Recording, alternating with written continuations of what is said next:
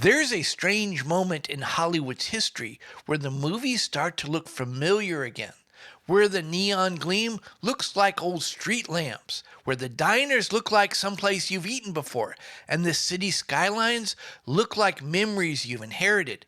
And just for a split second, it looks like Hollywood has found its way back home.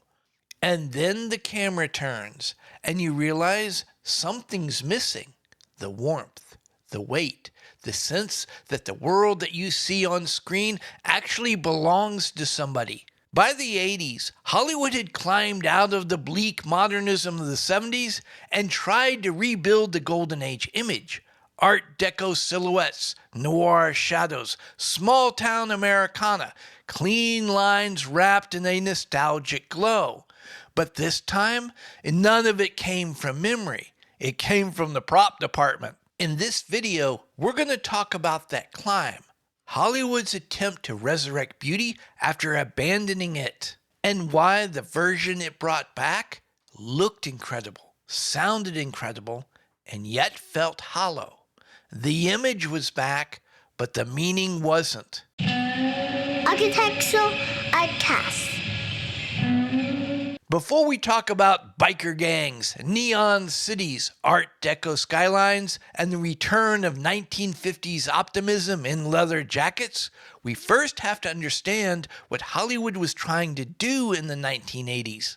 Because after the architectural collapse of the 1970s, after the rot, the paranoia, the concrete corridors, the fluorescent void, Hollywood tried to do something it hadn't done in decades. It tried to bring back beauty. But here's the problem. It brought back the image of beauty without bringing back its meaning. The Golden Age gave us places that felt lived in. Front porches, diners, small town squares, lobbies. They weren't perfect. They were familiar.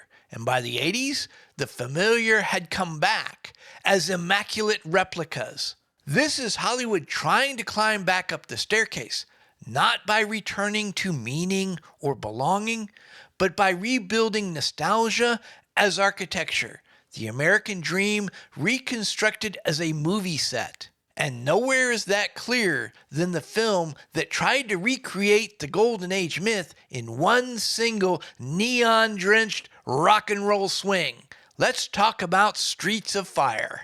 If the Golden Age gave us an America built on memory, then Streets of Fire gave us an America built on myth. It's the first truly conscious attempt by modern Hollywood to rebuild the world of the 1930s and 40s, not by imitating real cities, but by imitating movies that once invented those cities. Everything is familiar, yet nothing is real. This isn't America, it's the memory of America refracted through rock and roll lighting gels, a world out of time, as the movie proudly proclaims, but also a world out of meaning. Even the interiors feel like that they've been designed for the soundtrack. Bars with perfect symmetry, warehouses that are choreographed, streets that feel like they're waiting for somebody to break into a guitar solo. The architecture isn't telling a story, it's performing a vibe. And that's the point. Because Streets of Fire marks the moment when Hollywood realized something dangerous. If you can't rebuild meaning, you can rebuild style. And style will get you halfway up the staircase, but only halfway. This is the first step in the 80s climb, the rebirth of beauty as spectacle. If Streets of Fire gives us the neon myth of America, Back to the Future gives us the theme park version. Hill Valley looks like the Golden Age the same way Main Street USA at Disneyland looks like the Golden Age. It's beautiful, it's comforting, it's easily recognizable, and it's built with the precision that comes from remembering a memory instead of living in it. This isn't the messy, lived-in world of Golden Age Hollywood, where buildings were tools of community, where every street corner had a smudge, a crack, and a gossiping neighbor. Hill Valley is memory lacquered into perfection. It works because audiences recognize it immediately. They've been seeing versions of this town for decades, just not this polished. It's amazing what you can accomplish with a good backlot and zero actual residents. Here's the important point. The audience loved it because it felt like going home, even if the home wasn't real. This is the climb in its purest form. Hollywood resurrected the Golden Age image with the precision of a model maker. If Back to the Future resurrects the past as a curated exhibit, the next step up does something very different. Hollywood stops looking back and starts looking luxurious.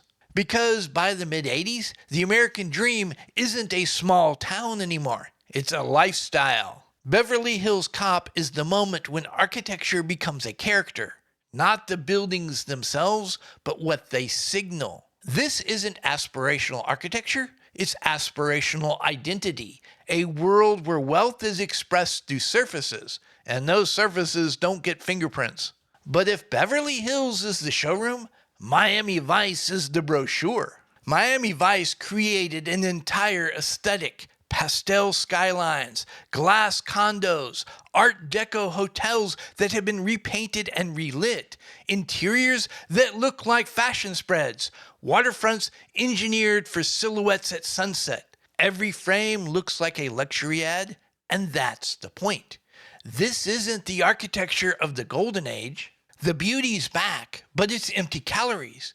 A fantasy of success without any story underneath it. A version of America where everybody owns a speedboat and no one has a mortgage. It's amazing how clean the city gets when you only film the waterfront at magic hour. What Streets of Fire and Back to the Future do with nostalgia, Beverly Hills Cop and Miami Vice do with aspiration. They rebuild beauty, but its surface, its image, it's something to be admired but never inhabited. If Beverly Hills Cop and Miami Vice turned beauty into lifestyle, Top Gun turned beauty into iconography. This is America rebuilt not as a place, but as a symbol. The hangar isn't a workplace, it's a cathedral. You don't clock in here, you ascend. The aircraft carrier isn't a military vessel. It's a national altar floating on the Pacific. Every shot is engineered to be iconic. The lighting, the framing, the posture, the movement. It's the golden hour American dream. What's fascinating is the architecture barely matters as architecture. Its reality is irrelevant. Its function is secondary. What matters is how it looks on film. This is where Hollywood learned something important. You don't need the Golden Age spaces, the diners, the town squares, the local newsrooms. All you need are symbols to make the audience feel like they're watching something important. The hangar becomes a myth. The barracks become a set piece. The sky becomes a stage. Patriotism isn't a civic bond, it's a visual motif. And the audiences loved it because it was designed to be loved. Top Gun is the next step up the staircase. Memory rebuilt not from nostalgia or lifestyle, but from pure emotional shorthand. A visual language of America stripped of context, history, and meaning, and rebuilt as a series of perfectly lit moments. The Golden Age we becomes montage, tall, wide, heroic, and very hollow. If Top Gun rebuilds America as a set of symbols, Batman, 1989, rebuilds the American city as a fever dream. This is the moment when Hollywood tried to resurrect the Golden Age urban world, not by imitating New York or reimagining Chicago, but by trying to stitch together every architectural memory of the noir era into one single impossible metropolis. This is the first Hollywood city to be built entirely from nostalgia, without the pretense of being a real place. It's the architectural equivalent of memory foam, shaped entirely by what the audience is supposed to remember. The alleys look narrow and ominous because in noir movies, alleys are narrow and ominous. The skyline spikes upwards because in expressionist films, skylines spike upwards.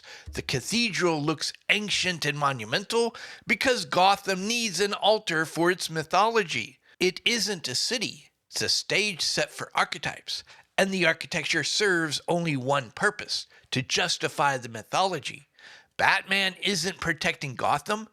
Gotham is justifying Batman. After rebuilding the city as a dream, Hollywood turned to rebuilding the suburbs as a product. If Batman 89 rebuilt the city as a myth, the 90s decided to rebuild the suburbs, not as memory, not as a neighborhood, but as a product. This is when Hollywood discovered something powerful and a little unsettling. You can package nostalgia. Take Home Alone. The McAllister house is the architectural jackpot of the American imagination.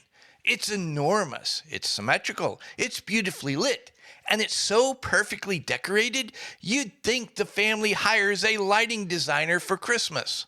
But look closer. The house doesn't look lived in, it looks staged. Every room is immaculate. Every surface gleams. Even the basement looks like it came out of a catalog. This isn't a home, it's an aspirational fantasy of what a home should look like. And then there's Edward Scissorhands, a suburb so pastel and pristine, it feels like it's been genetically engineered. The homes match, the lawns match, the cars match. This isn't suburbia.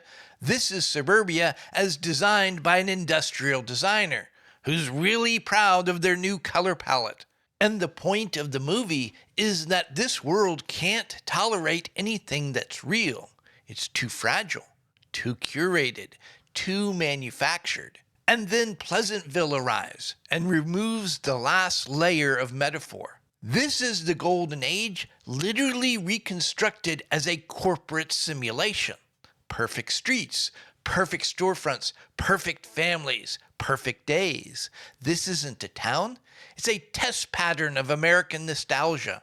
And when real emotion enters the frame, the world breaks because a product isn't built to hold meaning. It's built to hold aesthetics. Hollywood brought beauty back, but it brought it back in the form of controlled environments that could be photographed, packaged, and sold. Synthetic beauty, synthetic nostalgia, synthetic America. And with all that it had reconstructed, from cities to dreams to neighborhood, Hollywood still hadn't found its way back home until a film came along that didn't return to the Golden Age image, it returned to the Golden Age meaning. When you step back and look at the film architecture of the 80s and 90s, you can see exactly what Hollywood was trying to do. It tried to climb back up the staircase by rebuilding the world that people loved. Not the real world, the cinematic world. The Golden Age image was never just an image. It was a world of relationships, a world built upon meaning, belonging, responsibility, and shared lives. Hollywood brought back the look of that world, the glow, the nostalgia, the silhouettes, the storefronts, but it didn't bring back the foundation under it. That's the architecture of this era. Beautiful surfaces built over empty floors. Synthetic beauty, synthetic meaning, synthetic memory. A climb back up the staircase that ends exactly where synthetic things always end. Looking incredible, sounding incredible, but somehow feeling just a little unreal. But then, in the late 80s, Hollywood stumbled onto something unexpected. A film that brought back the Golden Age.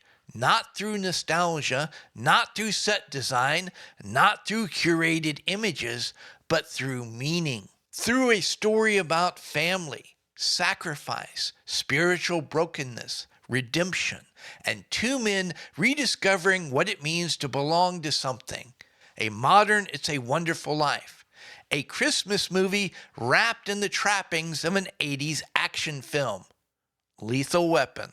At any rate, I hope I've given you all something to think about, and until next time, y'all be safe. If y'all are still here, thank you very much. I really appreciate it. While you're at it, why don't you like this video, subscribe to the channel, click that notification bell. You can hear me yammer on about something else next time.